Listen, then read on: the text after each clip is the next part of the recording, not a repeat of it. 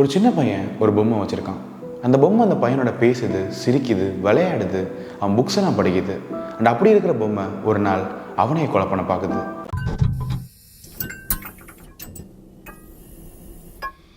இந்த கதையில் வர மெயின் கேரக்டருக்கு பேர் இல்லை. ஆனால் நரேட் பண்ண வசதியாக இருக்கும் அப்படிங்கிறதுக்காகவும் கேட்குறதுக்கு உங்களுக்கு இன்ட்ரெஸ்டிங்காக இருக்கும் அப்படிங்கிறதுக்காகவும் இந்த கேரக்டருக்கு ஜாக்சன் அப்படின்னு பேர் வச்சுக்கலாம். ஜாக்சன் அவனோட சின்ன வயசில் இருக்கும்போது அவன் ஃபேமிலி ஒரே இடத்துல இல்லாமல் நிறைய இடத்துல மாறி மாறி தங்கியிருக்காங்க. அண்ட் இதனாலேயே ஜாக்சனுக்கு அவனோட சின்ன வயசு மெமரி தெளிவாக ஞாபகம் இல்லாமல் இருந்திருக்கு. அப்படி இருந்தாலும் அவனோட சின்ன வயசில் குறிப்பிட்ட காலகட்டத்தில் நடந்த ஒரு விஷயம் மட்டும் அவனுக்கு ரொம்ப தெளிவாக நேற்று நடந்த மாதிரி ஞாபகம் இருக்குது. ஜாக்சனுக்கு அப்போ ரொம்ப உடம்பு சரியாமல் இருந்திருக்கு. அண்ட் அதனால் இவன் இந்த விஷயத்தை ஹாலோசினேட் பண்ணிக்கிட்டானு அவன் நினச்சாலும் அவன் ஆள் மனசு அது உண்மைதான் அப்படின்னு அவனுக்கு சொல்லுது. அந்த டைமில் ஜாக்சனும் அவனோட ஃபேமிலியும் ஒரு சிட்டியோட அவுட்ஸ்கர்ட்ஸில் இருக்கிற ஒரு பெரிய வீட்டில் வாழ்ந்துட்டு இருந்தாங்க. ஜாக்சனோட ஃபேமிலியில் மொத்தமே 3 பேர் தான். அண்ட் அவங்களுக்கு அவ்வளோ பெரிய வீடு தேவைப்படாமல் இருந்துச்சு. இன்ஃபேக்ட் அவங்க அங்கே தங்கின 5 மாதத்தில் நிறைய ரூம்ஸ் அவங்க யூஸ் பண்ணவே இல்லை. அப்படி இருந்தும் அவங்க இங்கே தங்க டிசைட் பண்ண ஒரே காரணம் ஜாக்சனோட அப்பா வேலை பார்த்துட்டு இருந்த இடத்து பக்கத்தில் இருந்த ஒரே வீடு இதுதான். ஜாக்சனோட 5வது பர்த்டேக்கு அடுத்த நாள் அவனுக்கு ஹை ஃபீவர். டாக்டர் அவனை 3 வாரத்துக்கு பெட் ரெஸ்ட் எடுத்து சீக்கிரம் குணமாகிறதுக்கு வழியை பாருன்னு சொல்கிறாரு. ஆனால் டாக்டர் பெட் ரெஸ்ட் எடுக்க சொன்ன டைம் ஜாக்சனுக்கு ரொம்ப கஷ்டமாக இருந்திருக்கு. ஏன்னா அப்போ தான் அவனோட ஃபேமிலி இன்னொரு இடத்துக்கு ஷிஃப்ட் ஆகிறதுக்கு ரெடியாகி இவனோட முக்கால்வாசி டாய்ஸை பாக்ஸில் போட்டு பேக் பண்ணுறாங்க. ஜாக்சனோட ரூமே ரொம்ப எம்டியாக இருந்திருக்கு. அண்ட் இவனோட பொழுதுபோக்குக்கு ரொம்ப கம்மியான விஷயம் தான் இருந்திருக்கு. அவனோட அம்மா ஒரு நாளைக்கு ஜாக்சன் குடிக்கிறதுக்கு பல தடவை ஜிஞ்சர் ஏலும் சில புக்ஸும் கொண்டு வராங்க. அண்ட் இதை தவிர அவன் பண்ணுறதுக்கு எந்த ஒரு விஷயமும் இல்லாமல் இருந்திருக்கு. அண்ட் நாளாக அவனுக்கு ரொம்ப போர் அடிக்க ஆரம்பிச்சிருக்கு. ஜாக்சனுக்கு அவன் ஃபர்ஸ்ட் டைம் எப்படி மிஸ்டர் வைட்மவுத்தை பார்த்தான் அப்படிங்கிற விஷயம் ஞாபகம் இல்லை. ஆனால் இவனுக்கு ஜுரம் வந்ததுலேருந்து 1 வாரம் கழிச்சு அதை பார்த்த மாதிரி இவனுக்கு லைட்டாக ஞாபகம் இருக்குது. இவன் அதை ஃபர்ஸ்ட் டைம் பார்த்தப்போ உனக்கு பேர் இருக்கான்னு இவன் கேட்ட விஷயம் தான் இவனுக்கு ஞாபகம் வருது. அண்ட் அதுக்கு அது என்ன நீ மிஸ்டர் வைட்மவுத்னு கூப்பிடுன்னு சொல்லியிருக்கு. ஏன்னா அதோட வாய் ரொம்ப பெருசாக இருந்திருக்கு. இன்ஃபேக்ட் அதோட பாடியோட கம்பேர் பண்ணும்போது அதுக்கு எல்லாமே பெருசாக தான் இருந்திருக்கு. அதோட தலை, கண்ணு, கோணலான காது எல்லாத்துக்கும் மேலே அதோட வாய் தான் ரொம்ப பெருசாக இருந்திருக்கு. அது இவனோட புக்ஸை புரட்டி பார்த்துக்கிட்டு இருக்கும்போது ஜாக்சன் அதை பார்த்து நீ பார்க்க ஒரு ஃபர்பி மாதிரி இருக்கன்னு சொல்கிறான். மிஸ்டர் வைட்மவுத் புக்கை புரட்டத்தை நிப்பாட்டிட்டு குழப்பத்தோட ஜாக்சனை பார்த்து ஃபர்பினா என்ன அப்படின்னு கேட்குது. அதுக்கு ஜாக்சன் ஃபர்பினா பெரிய காது உள்ள சின்னதான முடி வச்ச ரோபோட். அதுக்கு தடவி கொடுத்து ஊட்டியெல்லாம் விடலாம். அண்ட் அது ஒரு நிஜமான பெட் மாதிரியே இருக்குன்னு சொல்கிறான். ஓ அப்படியா, உனக்கு அது ஒன்றும் தேவையில்லை. அண்ட் அது என்ன மாதிரி ஒரு நிஜமான ஃப்ரெண்டுக்கு சமம் இல்லைன்னு சொல்லி மிஸ்டர் வைட்மவுத் சொல்லுது. ஜாக்சனோட ரூமுக்கு அவன் அம்மா வரும்போதெல்லாம் மிஸ்டர் வைட்மவுத் காணா போகிற விஷயம் அவனுக்கு ஞாபகம் இருக்குது. உங்கள் அப்பா அம்மா நான் ஒரு ரூம்குள்ளே இருக்கிறத பார்த்துட்டா அதுக்கப்புறம் நம்மளை விளையாட விட மாட்டாங்கன்னு நான் பயந்தேன். அண்ட் அதனால தான் அவன் பெட்டுக்கு கீழே ஒளிஞ்சுக்கிட்டேன்னு அப்புறமா மிஸ்டர் வைட்மவுத் ஜாக்சன் கிட்ட சொல்லுது. ஃபர்ஸ்ட் கொஞ்ச நாளைக்கு ஜாக்சனும் மிஸ்டர் வைட்மவுத்தும் பெருசாக எதுவும் பண்ணல. அது ஜாக்சனோட புக்ஸில் இருந்த ஸ்டோரிஸ், பிக்சர்ஸ்லாம் பார்த்து வியந்துட்டு இருந்துச்சு. ஜாக்சன் மிஸ்டர் வைட்மவுத்தை பார்க்க ஆரம்பித்த 3ஆவதோ இல்லை 4ஆவது நாள் காலையில் மிஸ்டர் வைட்மவுத் ஒரு பெரிய புன்னகையோட ஜாக்சனை பார்க்க வந்துச்சு. என்கிட்ட நம்ம விளையாடுறதுக்கு ஒரு புது கேம் இருக்குது. ஆனால் உங்கள் அம்மா வந்து உன்னை பார்த்துட்டு போகிற வரைக்கும் நம்ம வெயிட் பண்ணணும். ஏன்னா நம்ம விளையாடுற அந்த கேமை யாரும் பார்க்கக்கூடாது. அது ஒரு சீக்ரெட்டான கேம் அப்படின்னு மிஸ்டர் வைட்மவுத் ஜாக்சன் கிட்ட சொல்லுது. ஜாக்சனோட அம்மா யூஸ்வலான டைமுக்கு இன்னும் சில புக்ஸும் சோடாவும் கொண்டுட்டு இவன் ரூமுக்கு வராங்க. அவங்க வந்துட்டு போனதுக்கு அப்புறமேட்டு பெட்டுக்கு கீழே இருந்து மிஸ்டர் வைட்மவுத் வெளியில் வந்து ஜாக்சனோட கையை பிடிச்சி நம்ம ஹால்வேக்கு அந்த பக்கம் இருக்கிற ஒரு ரூமுக்கு போகணும் அப்படின்னு சொல்லுது. ஜாக்சன் ஆரம்பத்தில் வேணாம் அப்படின்னு மறுத்துறான். ஏன்னா அவனோட பேரண்ட்ஸ் அவங்க பெர்மிஷன் இல்லாமல் ஜாக்சனை பெட்டை விட்டு ஏந்திரிக்கக்கூடாதுன்னு சொல்லியிருக்காங்க. ஆனால் மிஸ்டர் வைட்மவுத் விடாப்படியாக அடம் பிடிச்சதுனால வேற வழி இல்லாமல் சரின்னு சொல்லிட்டு 2 பேரும் ஹால்வேயோட எண்டில் இருக்கிற அந்த ரூமுக்கு போகிறாங்க. அந்த ரூமில் எந்த ஒரு வால்பேப்பரோ ஃபர்னிச்சரோ இல்லாமல் ரூமே காலியாக இருந்திருக்கு. அந்த ரூமோட டோருக்கு அப்படியே ஆப்போசிட்டில் வெறும் ஜன்னல் மட்டும் இருந்துச்சு. மிஸ்டர் வைட்மவுத் ஓடி போய் அந்த ஜன்னலை திறந்து ஜாக்சனை பக்கத்தில் கூப்பிட்டு ஜன்னல் வழியாக கீழே தரையை பார்க்க சொல்லிச்சு. அந்த ரூம் வீடோட 2nd ஃப்ளோர்ல இருந்திருக்கு. ஆனா அந்த வீடு ஒரு மலை மேல இருந்ததுனால தரையில இருந்து அந்த ரூமுக்குள்ள டிஸ்டன்ஸ் 2 ஃப்ளோருக்கு அதிகமாக இருந்திருக்கு. இந்த இடத்துல நான் ப்ரிடன் ப்ளே பண்ணுவேன். ஜன்னலுக்கு வெளியில சாஃப்டான பெரிய டிராம்பலின் இருக்கிறதா நடிச்சுட்டு குதிச்சு விளையாடுவேன்.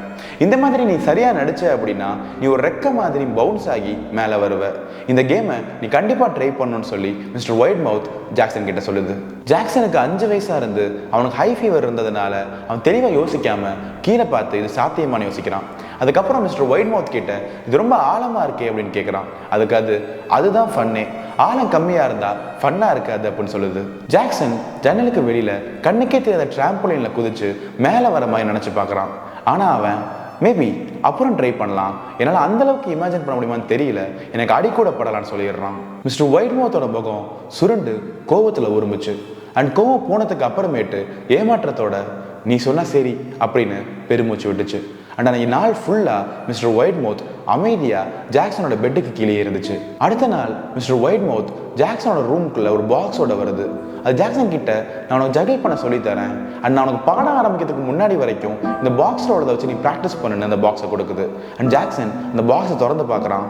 அண்ட் அந்த உள்ள நிறைய கத்தியாக இருக்குது. மிஸ்டர் வைட்மவுத் ஜாக்சனோட ரூமுக்கு கத்தியை கூடாத பார்த்துட்டு ஜாக்சன் எங்கள் அப்பா அம்மா கொண்டுடுவாங்க, அவங்க எனக்கு கத்தியே கொடுக்க மாட்டாங்க, அண்ட் அந்த விஷயம் உங்களுக்கு தெரிஞ்சதுன்னா கண்டிப்பாக என்னை அடிப்பாங்கன்னு சொல்லி கத்துறான். மிஸ்டர் வைட்மவுத் முகத்தை சுழிச்சுக்கிட்டு இதை வச்சு நீ ஜகிள் பண்ணால் ரொம்ப ஃபன்னாக இருக்கும் அண்ட் ஆல்சோ இதை நீ ட்ரை பண்ணணும்னு நான் விரும்புகிறேன்னு சொல்லுது.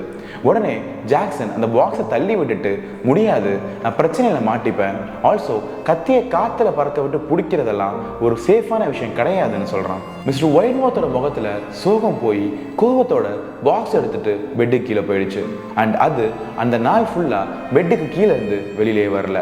ஜாக்சன் அது எவ்வளோ ஃப்ரீக்வெண்ட்டாக பெட்டுக்கு கீழே இருந்துச்சு அப்படிங்கிறத யோசிக்கிறான். அதுக்கப்புறம் ஜாக்சன் நைட்டு தூங்குறதுக்கு ரொம்ப கஷ்டப்பட்டிருக்கான். ஏன்னா மிஸ்டர் வைட்மவுத் ஜன்னலுக்கு வெளியில் ஒரு இன்விசிபிள் டிராம்போலின் வச்சிருக்கேன் அப்படின்னு சொல்லி ஜாக்சனை அடிக்கடி எழுப்பி விட்டுருக்கு. ஜாக்சன் ஒரு தடவையும் மறுத்துட்டு திருப்பி தூங்குறான். ஆனால் மிஸ்டர் வைட்மவுத் ரொம்ப பிடிவாதமாக இருந்திருக்கு. சம்டைம்ஸ் அது காலையில் வரைக்கும் முழிச்சிருந்து ஜாக்சன் பக்கத்திலே இருந்து அவனை வெளியில் குதிக்க சொல்லி என்கரேஜ் பண்ணியிருக்கு. ஆனால் இதனால ஜாக்சனுக்கு அது கூட விளையாடுறது ஃபன்னாகவே இல்லை. ஒரு நாள் காலையில் ஜாக்சனோட அம்மா அவன் வெளியில் போய் கொஞ்சம் நடக்கிற அளவுக்கு குணமாயிட்டதா சொல்கிறாங்க. ஆல்சோ அவன் ரொம்ப நாளாக ரூம்குள்ளேயே இருந்ததுனால அவன் வெளியில் போய் ஃப்ரெஷ் ஏர் வாங்குறது நல்லா இருக்கும் அப்படின்னு அவங்க நினைக்கிறாங்க. ஜாக்சனும் ரொம்ப ஜாலியாக அவன் ஸ்னீக்கர்ஸை போட்டுட்டு அவன் வீடோட கொல்லை பக்கத்துக்கு போகிறான். அண்ட் அங்கே மிஸ்டர் வைட்மவுத் இவனுக்காக காத்திருக்கு. உன்ட்ட காமிக்கிறதுக்கு என்கிட்ட ஒன்று இருக்குது அப்படின்னு மிஸ்டர் வைட்மவுத் சொல்லுது. ஜாக்சன் ஒரு மாதிரி பார்த்ததுனால இது சேஃபான விஷயம்தான், பயப்படாத அப்படின்னு சொல்லுது. மிஸ்டர் வைட்மவுத்தை தொடர்ந்து ஜாக்சன் பின்னாடியே போகிறான். அண்ட் அது இவனோட வீட்டு கொல்லை பக்கத்தில் இருக்கிற காட்டுக்கு போகிற ஒரு பாதை வழியாக அவனை கூட்டிகிட்டு போகுது. இது ஒரு முக்கியமான பாதை. உன் வயசில் எனக்கு நிறையா ஃப்ரெண்ட்ஸ் இருந்தாங்க.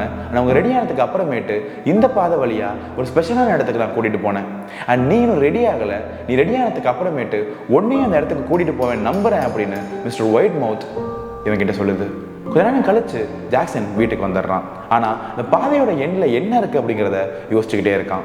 வைட்மவுத்தை மீட் பண்ணதுலேருந்து 2 வாரம் கழிச்சு ஜாக்சன் அவனோட ஃபேமிலியும் வேற இடத்துக்கு மூவ் ஆகிறதுக்காக திங்ஸ் எல்லாம் பேக் பண்ணி ஒரு மூவிங் ட்ரக்கில் போட்டுட்டு புது வீட்டுக்கு போகிறதுக்கு தயாராகிறாங்க. அவன் கிளம்புறத மிஸ்டர் வைட்மவுத்தை சொல்லலாம்னு நினைக்கிறான். ஆனால் 5 வயசுலேயே அது என்னதான் சொன்னாலும் அதோட நோக்கம் இவனுக்கு நல்லதில்லை அப்படின்னு யோசிக்கிறான். அண்ட் இந்த காரணத்துக்காக அவன் கிளம்புறத சீக்கிரட்டாக வச்சுக்கிறான். காலையில் 4 மணிக்கு எல்லாம் ஜாக்சனும் அவனோட அப்பா அம்மாவும் புறப்படுறதுக்கு ரெடி ஆகுறாங்க. ஜாக்சனோட அம்மா ஜாக்சனை ட்ரக்கில் உட்கார வச்சாங்க. அண்ட் ஜாக்சனோட அப்பா டிரைவர் சீட்டில் இருந்தார்.